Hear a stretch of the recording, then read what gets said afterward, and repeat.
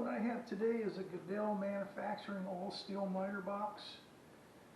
Now it's about 19.5 inches long. The bed's about 4.5 inches wide.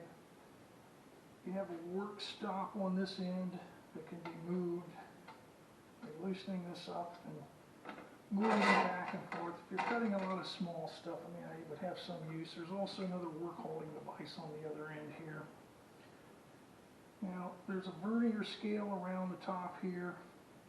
As the usual detents, 90 degrees, 22.5, 30, 45. There's also another scale around the front here, and that can be used if you were framing a roof and you're cutting hips and valley joints. You can just set it up with the numbers. It's supposed to correspond with the square. You could set it up if you were doing that sort of work. It also can be locked in between the detents with this locking lever right here. Now, as far as the saw goes, this is a Simon Saw and Steel Company saw. It's 28 inches long, 5 inches wide.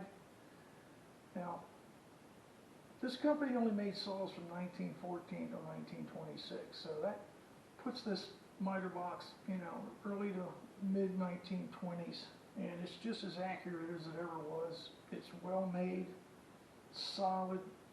And the fact that it's made out of steel and not cast iron, it's held up really well, and that's one of the great things about these. And 1931, Goodell, they ended up merging with Miller's Falls. Miller's Falls continued to manufacture the all-steel miter box until 1967 with a few minor changes, but it's still a very accurate miter box, and it's well worth, if you're looking for one that you're going to use, this is a good choice. They're just really well made. Even after all these years, they still work really well. There you go, Goodell Manufacturing all-steel miter box.